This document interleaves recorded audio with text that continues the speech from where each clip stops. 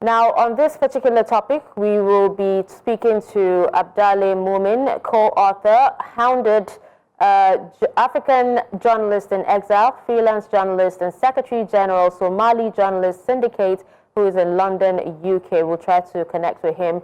And we also have Adewale Adeoye. He is the Executive Director, Journalists for Democratic Rights. Thank you so much for joining me on the conversation, Mr. Adewale. Thank you. Thank you. Now, speaking of, since March 2025, at least 41 journalists have been targeted in Somalia.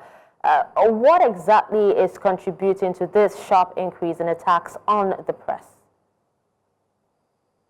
Well, I think what is going on in Somalia is very unfortunate. What we should also realize is that Somalia has a very rich history. It's one of the earliest hub of human civilization, thousands of years before Christ.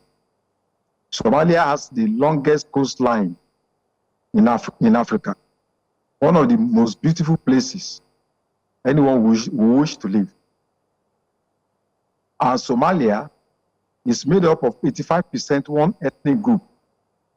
So one will have ordinarily imagined that there shouldn't be much conflict in Somalia. Unfortunately, Somalia has been facing wars, trauma, violence, occasioned by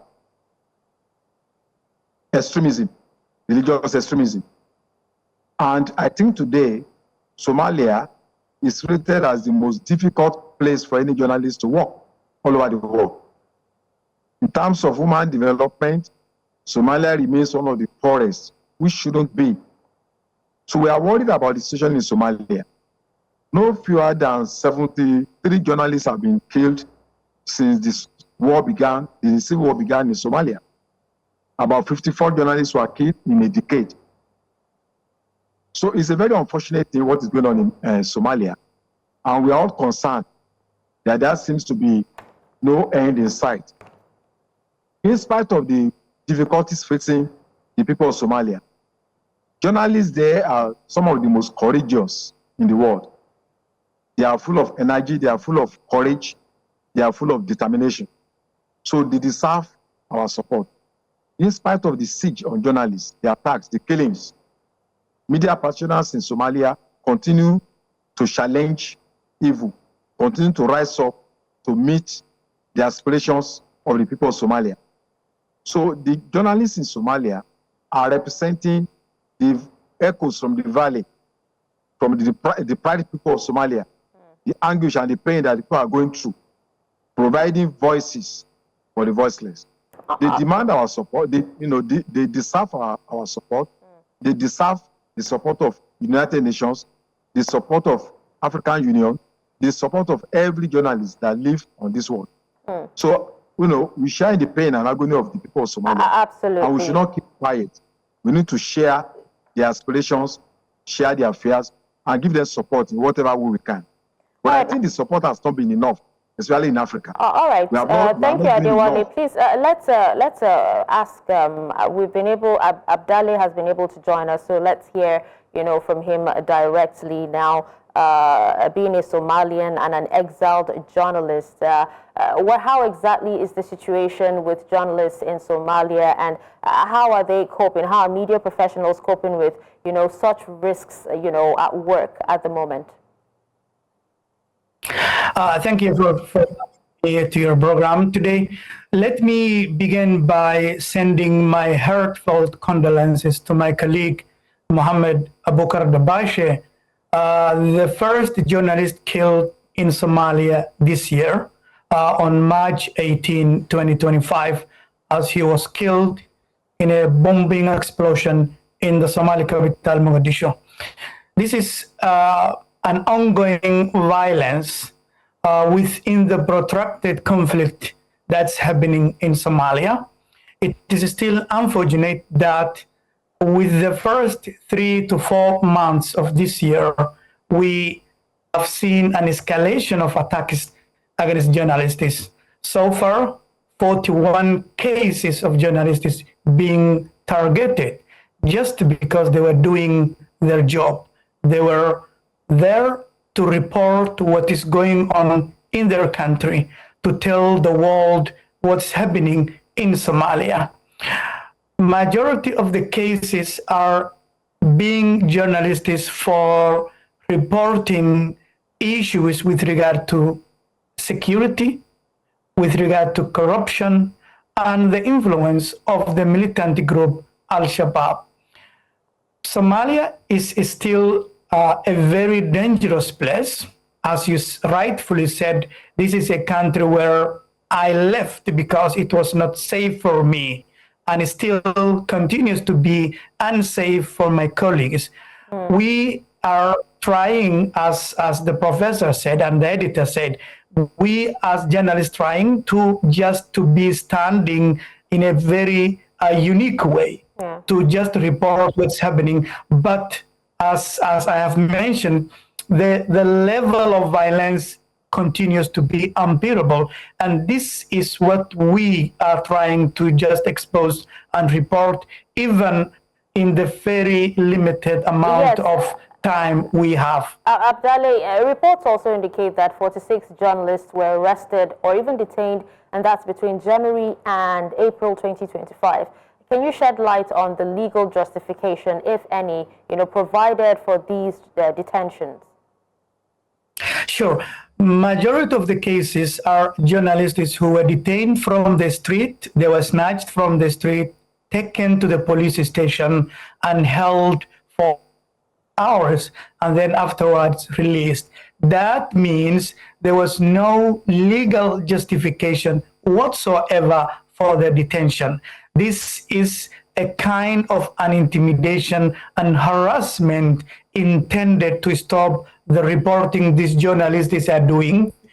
Majority of the cases of journalists, I can give you an example. The 15th of March, one woman journalist, Bahjo Abdullahi Salat, was arrested just because she was reporting an issue of rubbish just that was left over on the street. This is an ordinary thing that any journalist will tell and report. She was taken to the police station early in the morning on March 15. She was interrogated, persecuted, harassed, and released. And other cases, for example, journalists were just reporting from a demonstration where the members of the community were demonstrating against the government. They were taken to the detention, their equipment confiscated, and then afterwards released. And several other cases of journalists were being targeted because they were reporting issues with regard to the insecurity. So in total, if you look back all the cases that we have been documenting, there was no legal justification. These are all brief kind of detention intended to frustrate journalists so that they cannot do their work properly.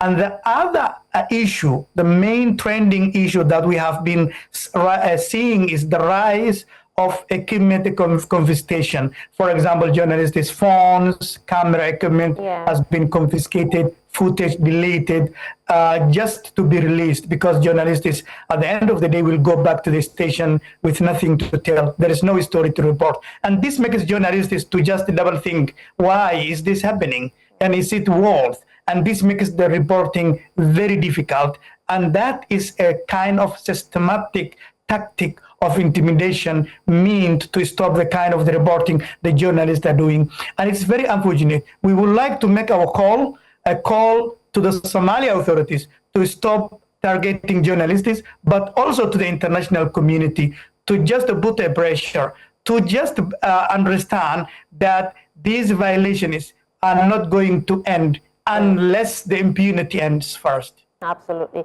Now, let's hear from you, Adewale. Now, you've heard he talked about how a female journalist, was arrested, and, how journalists are being intimidated, by seizing their phones and cameras so they have nothing to report on. And we know that not just in Somalia, but elsewhere as well, female journalists have reportedly faced, both physical attacks and even online censorships. Online censorships, especially in Somalia. Can you speak to us on the challenges that women, in that particular field encounter?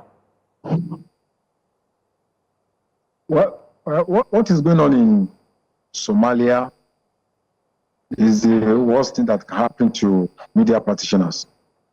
Abduction by intelligence agents, abduction of people from their homes, the presence of their families.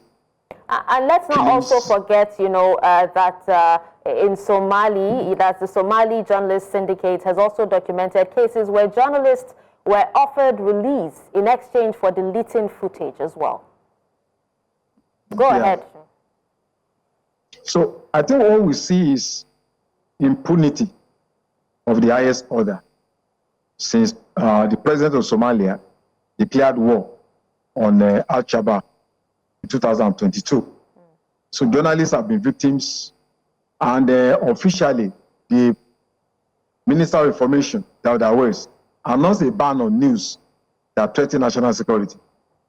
But the fact of the matter is that the government is the one that is defining what national security means, whereas media practitioners are looking at national security from the context of the freedom of the people. So it's not just about the freedom of individuals in government, it's about the freedom of the people, it's about freedom from corruption, it's about freedom from transparency. So journalists have the responsibility to report news in favor, in defense of their own people. But the government wants to define security from its own image. So I think what we are seeing is a threat, to media, to free for information, in Somalia, and it may spread into the Horn of Africa and in fact to the entire Africa if care is not taken. If the authorities in Somalia can go away with what they are doing, it's going to embolden other institutions across Africa. And that is why we all need to come together to rally around the people of Somalia, the media practitioners. Once they're able to suppress the media, there'll be no other outlet for people to express their aspirations and their fears. So we are using this opportunity to call on the African Union and the Economic Community of West African States and the United Nations to put more pressure on Somalia. It seems to be focusing more on the Israeli-Palestinian conflict and Ukraine and Russian conflict. What is going on in Somalia? It's even worse in many instances where no fewer than, so many journalists have been killed, and this happens almost every day without any caution, without any sanction from Africa or from the Western countries. So the people of Somalia need our support. The journalists in Somalia need our support. Okay. And we need to do this in a very practical form, not just by talking. Our organization like the Nigerian Union of Journalists, the International Federation of Journalists, the Committee for Protection of Journalists have been issuing press statements. We need to go beyond that and probably go and hold demonstrations in Somalian embassies in London, in the West, in Nigeria, and every part of the world, so that we can send a message to the president of Somalia that enough is enough. Somalia needs our support. Somalian journalists need our support more than any other time in history. Absolutely. Now, let's come back to you, Abdalle. The National Intelligence and Security Agency, that's NISA, has also been implicated in unlawful detentions and harassment of some of these journalists. Now, we know that journalists in Somalia depend on digital platforms, particularly Facebook, for them to be able to spread the word and, make an impact. But there are reports of content removal as well, and also account suspensions. How is digital censorship affecting the dissemination of information?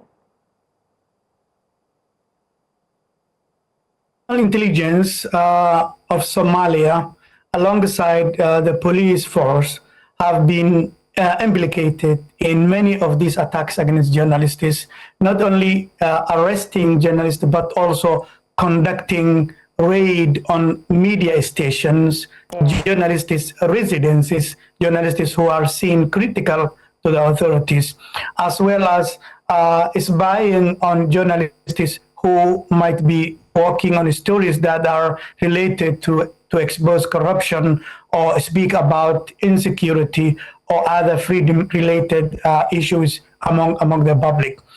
In terms of online expression, social media has become a major importance, major platform for reporting across Somalia, particularly Facebook. And this is due to because a lot of journalists have been pressured in a different ways, and one way of that pressure was through the media bosses. The media bosses, many of them have been targeted by the authorities in the past, and some of them have been compromised to a level that some critical journalists were either suspended from their positions or completely removed from certain institutions. This has made the most brilliant journalists in Somalia to leave the mainstream media and start their own platforms, Facebook platforms, YouTube channels, TikTok channels, so that they can report on issues that are important for our country. Again, the state security forces started spying on these journalists and in many cases targeting online platforms. In one aspect of the matter was that there was a cooperation between some social media companies and local authorities, so that they have been collaborating on removals of content, restriction of journalists' account. For example, in 2019-2020, we found that 16 critical journalists have been, their Facebook account is suspended or their content removed. And majority of the content was related to issues that the government did not like. That was the beginning. Since then, we have seen a rise. I can give you an example. From November last year, 2024, to January, over 30 cases have been reported to us, to our organization, the Somali Journalists Syndicate, and all of them were key journalists who have been, their account is either restricted or content removed. We have partnered recently with Facebook, and we have been working to restore some of the content and some of the accounts. And thanks to the cooperation we have received, some of this content is now back online. So all in all, what I want to say is that social media is taking over in reporting issues, because the mainstream media, many of it has been compromised or unable to stand to the authorities. So that's an issue that is still happening, and online expression is so important. That's why in our call, we are going to repeat and reiterate that freedom of expression, whether offline or online, should be protected in all forms. And journalists' expression, especially in online, is so important. And international companies, including Facebook, should also be mindful about that. Yeah. Well, Abdalle, I just want you to confirm two things for me here. There are cases, there are reports that there have been instances of journalists being tried in military courts, under an outdated law. Is that correct? Yes, there have been cases of journalists. We actually have no time, so sorry about that. So I just want you to confirm that before you wrap up. And then there's also a case, there have also been cases of economic exploitation of journalists, including working without contracts or even working without fair pay. Is that true? That's true. All right. Well, we do hope that something is actually being done in order for Somali journalists to safely report on critical issues, without fear. Thank you so much, Abdalle Mumin, co-author, Hounded. Until next time, I'm Darshan Usman. Thank you.